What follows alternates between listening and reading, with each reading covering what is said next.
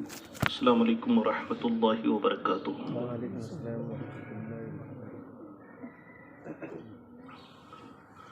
الحمد للہ رب العالمین والعاقبۃ للمتقین والصلاة والسلام علی اشرف الانبیاء والمرسلین سیدنا و مولانا محمد خاتم النبیین وعلى آلہ واصحابہ اجمعین، اما بعد فاعوذ باللہ من الشیطان الرجیم، بسم اللہ الرحمن الرحیم۔ قال اللہ تبارک و تعالی فی القرآن المجید والفرقان الحمید، وزکریا اذ نادى ربہ لا تذرنی فردا وأنت خير الوارثين۔ وقال الله تبارك وتعالى في القرآن المجيد في موضع آخر، إنما أموالكم وأولادكم فتنة آمنت بالله صدق الله العظيم وصدق رسوله النبي الكريم ونحن على ذلك لمن الشاهدين والشاكرين والحمد لله رب العالمين۔ نعمتیں بانٹتا جس سمت وہ ذیشان گیا، ساتھ ہی منشی رحمت کا قلم دان گیا۔ لے خبر جلد کے غیروں کی طرف دھیان گیا، میرے آقا میرے مولا تیرے قربان گیا۔ انہیں جانا انہیں مانا نہ رکھا غیر سے کام، انہیں جانا انہیں مانا نہ رکھا غیر سے کام۔ للہ الحمد میں دنیا سے مسلمان گیا، جان و دل ہوش و خیرت سب تو مدینے پہنچے، تم نہیں چلتے رضا سارا تو سامان گیا۔ بارگاہ رسالت میں حسب معمول درود پاک پڑھ لیں۔ اللہم صلی علی سیدنا و شفیعنا و حبیبنا و نبینا و مولانا محمد مبارک وسلم، صلاۃ و سلاما علیک یا رسول اللہ صلی اللہ تعالی علیہ وسلم۔ کچھ عرصہ قبل میں نے جمعہ کے بیان میں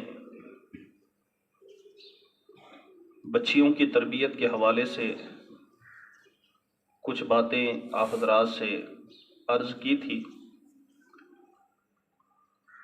اور یہ بھی میں نے عرض کیا تھا کہ آئندہ جمعہ بچوں کی تربیت کے حوالے سے، لڑکوں کی تربیت کے حوالے سے کچھ باتیں گوش گزار کروں گا،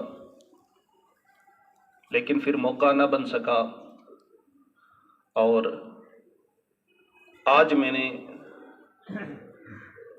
اسی وعدے کی تکمیل کے تحت آپ حضرات کے سامنے لڑکوں کی تربیت کے حوالے سے کچھ باتیں عرض کرنے کا ارادہ کیا ہے۔ اللہ تبارک و تعالی میری زبان پر کلمت الحق جاری فرمائے۔ محترم سامعین کرام، ایک انسان جب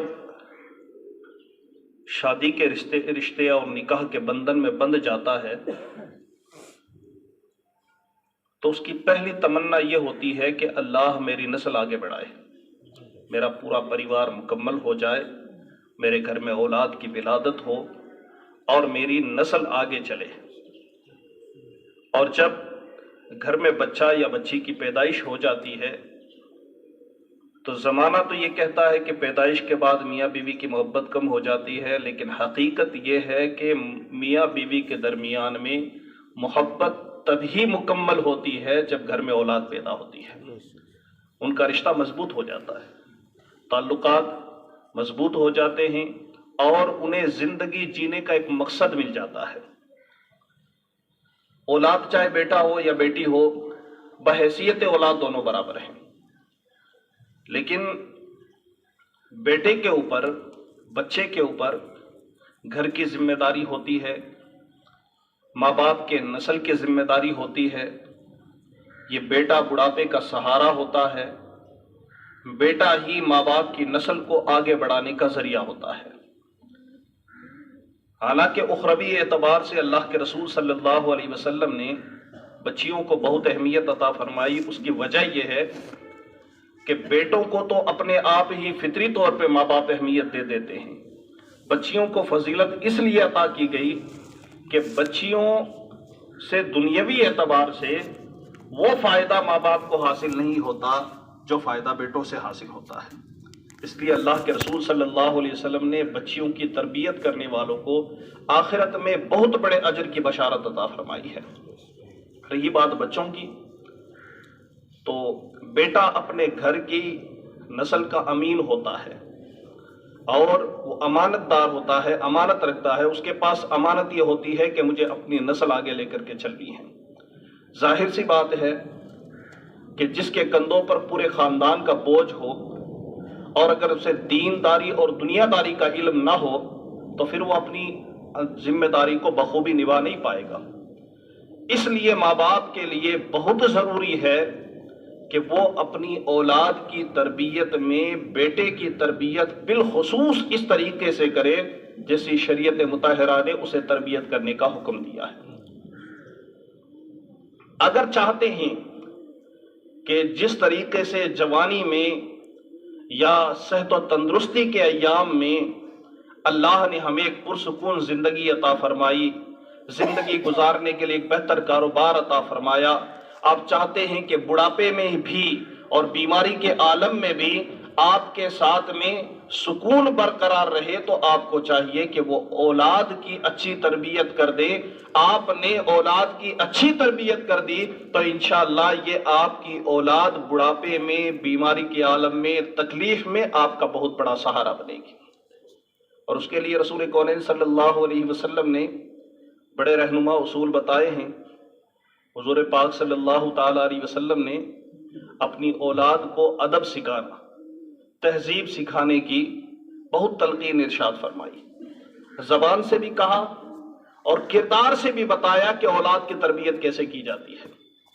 محبت کی جگہ محبت، پیار کی جگہ پیار، لاڈ کی جگہ لاڈ، لیکن جہاں بات تربیت کی آتی ہے تو پیار کو، محبت کو، لاڈ کو، الفت کو ایک طرف رکھ کے سب سے پہلے تربیت کی طرف توجہ دینی چاہیے۔ اور اس کی مثال آپ علماء کی زبانی سنتے رہتے ہیں۔ حضرت سیدنا امام حسین رضی اللہ تعالیٰ عنہ، پورے زمانے میں امام حسین رضی اللہ تعالیٰ عنہ کو ایک فرد کی حیثیت سے نہیں بلکہ ایک بہت بڑے مشن کی حیثیت سے پہچانا جاتا ہے کہ حسین ایک مشن کا نام ہے، حسین ایک سوچ کا نام ہے، حسین ایک فکر کا نام ہے، حسین ایک جذبہ قربانی کا نام ہے۔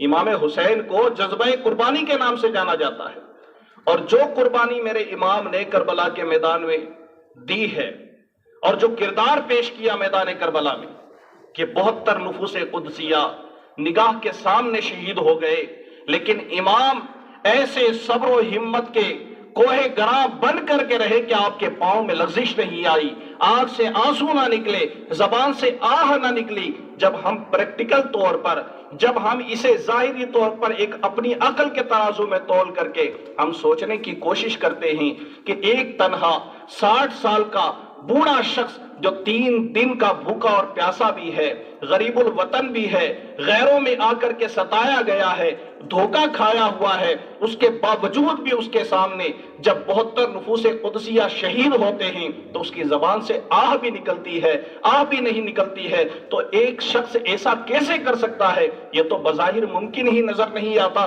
کہ ایک چھوٹا سا بچہ بھی گھر میں انتقال کر جاتا ہے، 2 مہینے کی بچی انتقال کر جاتی ہے، ماں باپ کی زبان سے آہ نکل جاتی ہے، لوگ آہ و فغاں کرتے ہیں، لوگ رونا دھونا کرتے ہیں، لیکن اتنے ساری شہادتوں کے باوجود بھی میرے امام بالکل تن کر کے کھڑے رہے۔ اس کی وجہ کیا تھی کہ امام عالی مقام تنہا ہونے کے باوجود بھی اتنی بڑی قربانی کیسے دے سکتے ہیں؟ جب ہم غور کرتے ہیں اور جب ہم اس بات کا اندازہ لگاتے ہیں کہ امام کو یہ فکر ملی کہاں سے، امام کو یہ سوچ ملی کہاں سے کہ امام ہر مشکل میں تن کر کے کھڑے ہیں، تو پتہ چلتا ہے کہ میدان کربلا میں جو امام نے ایک کردار پیش کیا تھا، یہ نبی کونین صلی اللہ علیہ وسلم کی تربیت بول رہی تھی، یہ حضور کی تربیت بول رہی تھی۔ نانا جان کی گود میں جو تربیت ملی میرے امام کو، اسی امام کو ملی ہوئی تربیت کے صدقے میں اللہ تبارک و تعالیٰ نے امام حسین کو عزم اور حوصلہ عطا فرمایا۔ اس لیے تربیت ہے نا بہت بڑا کام کرتی ہے۔ آپ اپنے بچوں کو بچپن ہی سے ایسی تربیت دو کہ بیٹا جہاں بھی جائے، جس فیلڈ میں جائے، چاہے وہ کاروباری بنے، چاہے وہ کسی کے یہاں سروس کرے، چاہے وہ عالم دین بنے، چاہے وہ حافظ قرآن بنے، معاشرے میں، دنیا میں جس میدان میں جائے، آپ کی تربیت اس کو کام آنی چاہیے۔ اب تربیت کریں کیسے؟ تو دانشوروں نے بچے کی زندگی کو 3 حصوں میں ڈیوائیڈ کی ہے، 3 حصوں میں تقسیم کی ہے۔ آپ اپنے بچوں کے 7 سال کو 3 حصوں میں تقسیم کر دیں۔ پہلے 7 سال، دوسرے 7 سال اور تیسرے 7 سال۔ ان 7 سالوں کو ملا کر اس کی عمر 21 سال کی ہو جائے گی۔ ان 21 سالوں میں بچے کی زندگی ماں باپ کی توجہ کا مرکز ہونی چاہیے۔ پہلے 7 سال ماہرین نے فرمایا ہے کہ پہلے 7 سال جو ہوتے ہیں پیدا ہونے سے لے کر 7 سال تک، ماہرین فرماتے ہیں بچوں کو گود میں اٹھا کر کے رکھو، پھول کی طرح۔ گود میں اٹھا کر رکھنے کا مطلب کیا ہے؟ جتنی آپ محبت کر سکتے ہو کرو، جتنا لاڈ پیار کر سکتے ہو کرو، جتنا آپ اس سے لگاؤ رکھ سکتے ہو لگاؤ رکھو۔ 7 سال تک بچے کو ایسے تربیت کرو کہ وہ آپ کے پاس رہنا چاہیے، آپ کے قریب رہنا چاہیے، آپ سے دور نہیں جانا چاہیے۔ اور جب 7 سال مکمل ہو جائے، بچے کی عمر 7 سال کی ہو جائے، تو پھر 7 سال سے لے کر 14 سال تک اس بچے کو غلام بنا کر کے رکھو۔ غلام بنا کر رکھنے کا مطلب کیا؟ ہر بات میں اس کو حکم دو، جتنی سختی کر سکتے ہو اس کے اوپر کرو، جتنے اس کے اوپر ڈانٹ ڈپٹ کر سکتے ہو آپ تہذیب کے دائرے میں رہ کر ڈانٹ ڈپٹ کرو، جتنی سختیاں اس کے اوپر کر سکتے ہو آپ کرو۔ اور جب 14 سال کا ہو جائے تو 14 سال سے لے کر 21 سال کی جو عمر ہے، یہ آخر کے 7 سال اس کو دوست بنا کر کے رکھو، اس کو اپنا پیارا بنا کر کے رکھو، ایک دوست کی طرح رہو۔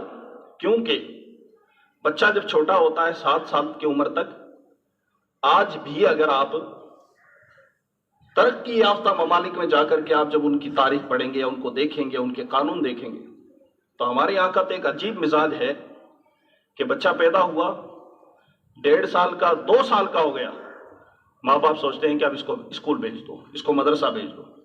ہم نے یہاں تک دیکھا ہے 2.5 سال کے، 3 سال کے بچوں کو مدرسہ بھیج دیا جاتا ہے۔ اس کا بچپنا ہے، اس کی کھیلنے کی عمر ہے، آپ اس کا بچپن چھین رہے ہیں۔ 7 سال تک جو بھی سیکھنا چاہیے وہ آپ سے سیکھنا چاہیے، اپنی ماں سے سیکھنا چاہیے، اپنے باپ سے سیکھنا چاہیے، اپنے گھر کے ماحول سے جو بھی سیکھے وہ سیکھے۔ 7 سال تک ترقی یافتہ ممالک میں آج بھی، بلکہ جاپان کے تعلق سے میں نے یہ سنا ہے کہ جاپان جو دنیا کے ترقی یافتہ ممالک میں سب سے بڑا ترقی یافتہ ملک ہے، وہاں بچوں کو 7 سال سے پہلے اسکول نہیں بھیجا جاتا، کسی بھی تعلیمی ادارے میں نہیں بھیجا جاتا، نہ ٹیوشن دینے بھیجا جاتا۔ ماں باپ اسے اپنی نگرانی میں رکھتے ہیں، جو بھی سکھاتے ہیں اپنی طرف سے سکھاتے ہیں، اور 7 سال کے بعد میں اس کا ایڈمیشن ہوتا ہے۔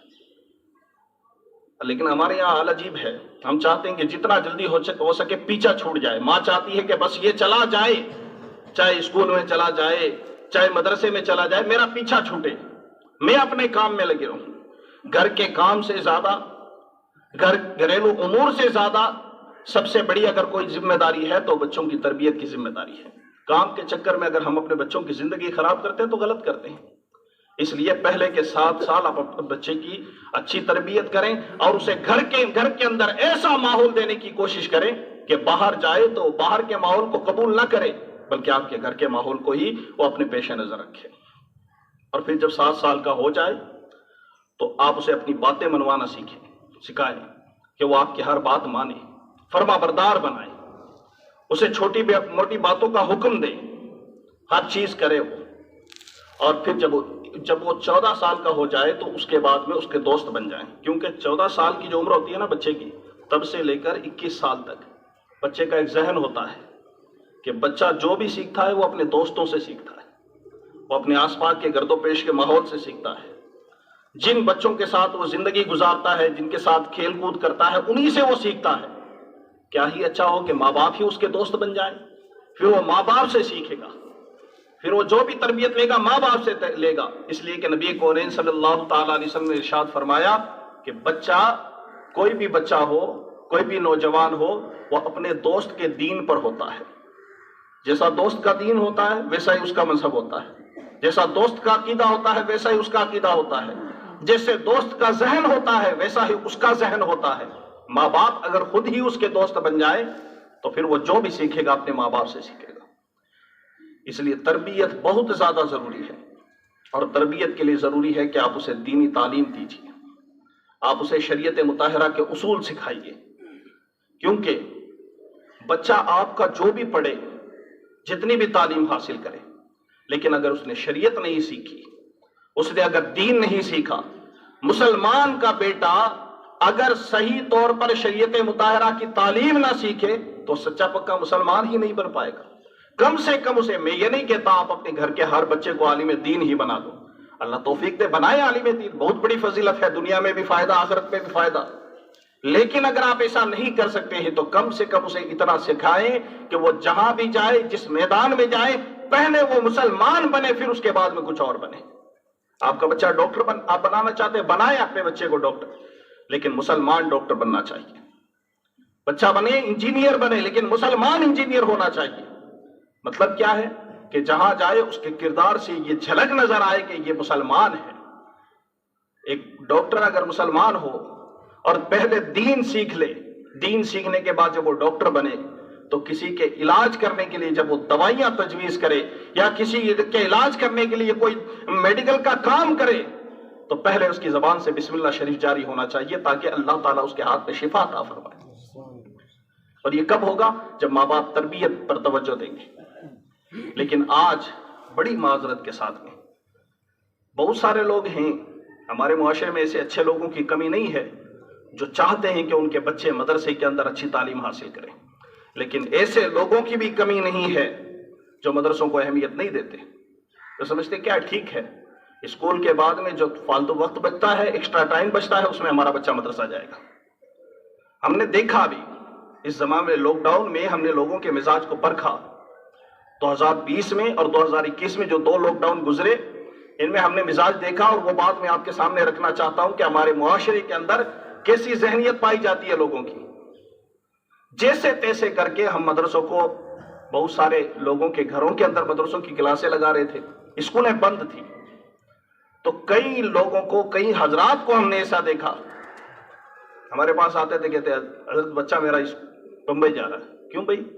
مدرسہ چالو ہے۔ بولے اسکولیں بند ہیں اس لیے ہم بچے کو لے جا رہے ہیں۔ ارے اللہ کے بندے، مدرسہ چالو ہے، مدرسے کی فکر کرو، لیکن ان کی نظر میں کوئی اہمیت نہیں ہے۔ نہیں، ہمارا بچہ جائے گا 15 دن 20 دن گھومے گا۔ کیوں؟ ابھی اسکولیں تو چالو ہے نہیں۔ کیا مطلب؟ اسکولیں چالو نہیں ہے مطلب مدرسہ کے چالو ہونے کا کوئی مطلب نہیں نکلتا۔ بچہ مدرسہ جا رہا، کوئی مطلب نہیں ہے، چھٹی کر لے 15 دن 20 دن، 1 مہینہ غیر حاضر رہ جائے، کوئی مطلب نہیں۔ لیکن اسکول کی طرف توجہ زیادہ ہے، ہونی چاہیے، لیکن کم سے کم دین دنیا دونوں متوازن ہونی چاہیے۔ اللہ تبارک و تعالیٰ نے قرآن مجید میں جو سب سے بہترین دعا تجویز فرمائی کہ سب سے بہترین دعا اللہم ربنا آتنا فی الدنیا حسنہ وفی الآخرۃ حسنہ، اس دعا میں دین اور دنیا دونوں کا تذکرہ ہے۔ تو مسلمان کی ذمہ داری بنتی ہے کہ دین اور دنیا کو برابر رکھے، متوازن رکھے، دونوں کا بیلنس رکھے۔ لیکن ہم دینی معاملات میں ہم پیچھے جا رہے ہیں اور دنیاوی معاملات کی طرف توجہ ہماری زیادہ ہے۔ نبی کریم صلی اللہ تعالیٰ علیہ وسلم نے ارشاد فرمایا اغدو عالما او متعلما او مستمعا او محبا ولا تکن الخامس فتہلک۔ اللہ کے نبی فرماتے ہیں کہ عالم دین بن جاؤ، نہیں بن سکتے طالب علم بن جاؤ، یعنی علم حاصل کرنے والا بن جاؤ۔ یہ بھی نہیں بن سکتے تو عالم کی بات سننے والا بن جاؤ، یہ بھی نہیں بن سکتے تو عالم دین سے محبت کرنے والا بن جاؤ۔ لیکن 5واں مت بننا۔ اللہ کے نبی نے 4 چیزیں ارشاد فرمائی، عالم بنو، یا عالم سے محبت کرنے والا بنو، یا عالم کی بات سننے والا بنو، یا علم سیکھنے والا بنو، لیکن 5واں مت بننا ورنہ ہلاک ہو جاؤ گے۔ 5واں سے مراد محدثین اکرام بیان فرماتے ہیں पांचवा से मुराद वो शख्स है जो इल्म दीन और आलिम दीन को हकीर समझता है, दीनी तालीम को कम समझता है, दीनी तालीम को अहमियत नहीं देता। उसकी नजर में अगर दीनी तालीम की अहमियत नहीं है तो मैं कहता हूं वो पांचवा शख्स है। आप पांचवें मत बनो, कम से कम अहमियत दो। आपका बच्चा अगर मदरसे में 4 साल 5 साल गुजारता है, कम से कम वो हमारी तो अल्हम्दुलिल्लाह कोशिश होती है कि बहुत कुछ सीख करके निकले, लेकिन कम अज कम वो अपनी नमाज दुरुस्त करके निकलता है तो अल्लाह फरमाता है इन्नस सलात तन्हा अनिल फहशाई वल मुनकर, कि नमाज उसे बेहयाई से भी रोकेगी और बुरी बातों से भी रोकेगी। कम से कम नमाज ही दुरुस्त करके निकल रहा है, कुरान मजीद अच्छे तरीके से वो सीख करके निकल रहा है। वो आपकी कब्र पे आएगा फातिहा पढ़ने के लिए। आपने डॉक्टर बना दिया, आप दुनिया से चले गए, आपकी उसकी डॉक्टरी आपको कुछ काम नहीं आने वाली, लेकिन मदरसे में पढ़ा हुआ उसका इल्म आपको कब्र में भी काम आएगा। कि ईसा अलैहिस्सलाम के जमाने का एक शख्स कब्र में अजाब में गिरफ्तार होता है, लेकिन बच्चा मदरसे में उस्ताद के पास जाकर बिस्मिल्लाह पढ़ता है, बिस्मिल्लाह की बरकत से अल्लाह ताला कब्र में बाप की कब्र से अजाब दूर फरमा देता है। ये ईसा अलैहिस्सलाम के जमाने का वाकया बयान कर रहा हूं। हम तो उम्मते मुस्तफा हैं, हमारे ऊपर तो अल्लाह की रहमत मजीद है। हम तो उस उम्मत में हैं जिस उम्मत में पैदा होने की ख्वाहिश अंबिया किराम ने फरमाई है। लिहाजा इल्म दीन को हकीर ना समझें, ये इल्म दीन ही है जो दुनिया में भी काम आता है, आखिरत में भी काम आएगा। कम से कम इतना अपने बच्चे को तालीम जरूर दिलवाएं कि आपका बच्चा घर के अंदर किसी के कान में अजान पढ़ सके, आपके खाने पर फातिहा लगा सके। और ये बेसिक जरूरी चीजें होती हैं जो काम आने वाली चीजें होती हैं। आपका बच्चा अपनी नमाज दुरुस्त कर सके, आपका बच्चा कुरान मजीद, जब आपके घर में कुरान खानी हो, जब आपके घर के अंदर महफिल मिलाद हो तो नाते नबी पढ़ सके, कुरान की तिलावत कर सके, पारा लेकर के बैठ सके। लेकिन बड़ी माजरत के साथ में आज मैं जिक्र करूं आपके सामने, तो हमारे यहाँ किसी का इंतकाल हो जाए तो पटिया पर कुरान खानी होती है, बहुत अच्छी बात है, होनी भी चाहिए। लेकिन वहां जमा होने वाले 200, 150, 300 आदमी वो बैठे बैठे नजारा देखते हैं कि मदरसे से बच्चे आएंगे, वो आकर के कुरान की तिलावत करेंगे, हम नहीं करेंगे। क्योंकि उनमें से एक तादाद उन लोगों की होती है जिनको कुरान पढ़ना नहीं आता, एक वो होते हैं जो पढ़ के भूल चुके होते हैं, एक वो होते हैं जो पढ़ना जानते हैं लेकिन जानबूझ करके नहीं पढ़ते, वो इंतजार करते हैं कि कोई आएगा।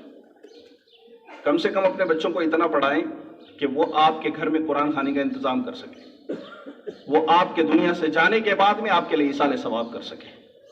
तो तरबियत के लिए ये चीज़ बहुत ज़रूरी है। अल्लाह ताला हमें तौफीक अता फरमाए।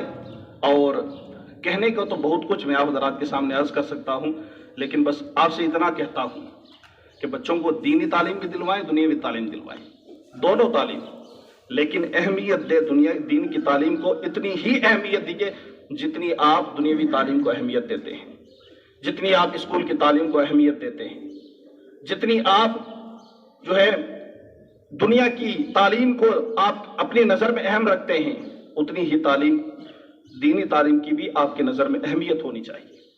हमारा बहुत दिल दुखता है, मैं आपको सही बात बताऊं तो, जब गर्मी में स्कूलों की छुट्टियां होती है और माँ बाप जब छुट्टी लेने आते हैं कि हजरत हमारे बच्चे को छुट्टी दे दीजिए कि मेरा बच्चा 1 महीने के लिए मुंबई घूमने जाएगा। हमने कभी मदरसा की छुट्टी नहीं हुई, लेकिन क्योंकि हमें देना पड़ता, बच्चे आपके, जाहिर सी बात है हम पकड़ के रोक नहीं सकते।